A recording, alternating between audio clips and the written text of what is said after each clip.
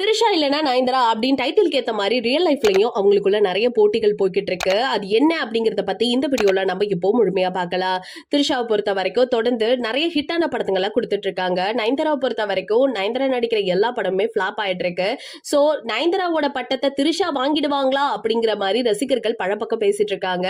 ஏன்னா lady super star அப்படிங்கிற பேர் வந்து நம்ம நயன்தாரா அவர்களுக்கு தான் கிடைச்சது. ஆனாலுமே திரிஷாவுக்கு சவுத் குயின் அப்படிங்கிற ஒரு பேர் இன்னைக்கு இருந்துட்டு தான் இருக்கு. 1999 அப்ப சைட் கேரக்டர்ல நடிச்சிருந்திருப்பாங்க திரிஷா. அதுக்கப்புறம் அவங்க பெருசா தெரியவே இல்ல.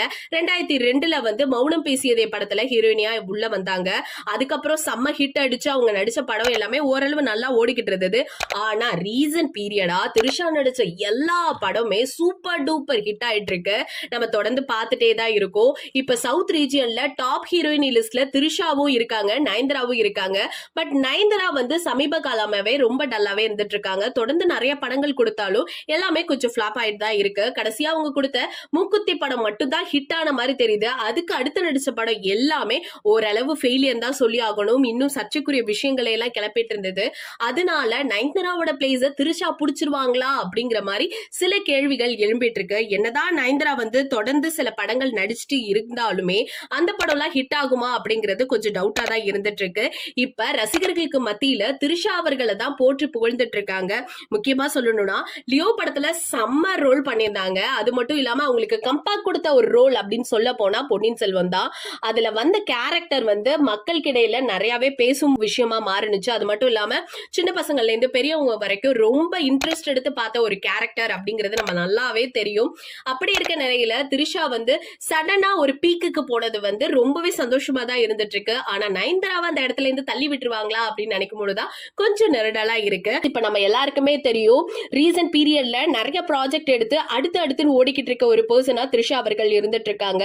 அது மட்டும் இல்லாம இப்ப இருக்கிற எங்கா இருக்க ஹீரோயினுக்கு எல்லாருக்குமே டஃப் கொடுத்துட்டு இருக்காங்க.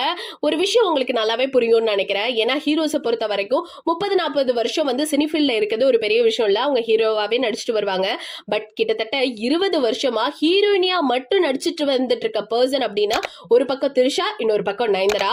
இப்படி இருக்க நிலைமையில இவங்க ரெண்டு பேருமே ரொம்ப பீக்ல தான் இருந்துட்டு இருக்காங்க. அது மட்டும் இல்லாம இப்ப நடிக்கிற நடிகைகள் எல்லாருக்குமே இவங்க மேலதான் நின்னுட்டு இருக்காங்க. அவங்க எல்லாருக்கும் டஃப் கொடுக்கிற மாதிரிதான் இவங்க நட உட பாவனன்னு சொல்லிட்டு எல்லாமே இருந்துட்டு இருக்கு.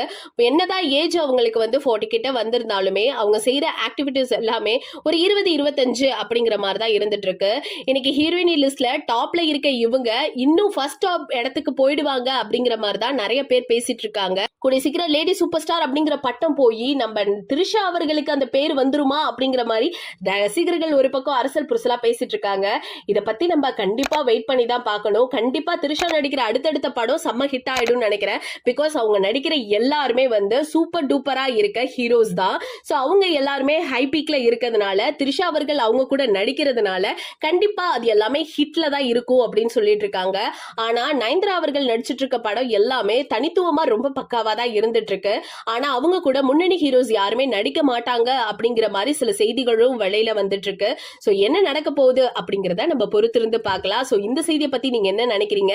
திரிஷாவா இல்ல நயன்தாராவா அப்படிங்கிற உங்களோட கருத்துக்களை மறக்காம நம்ம கமெண்ட் செக்ஷன்ல ஷேர் பண்ணிக்கோங்க.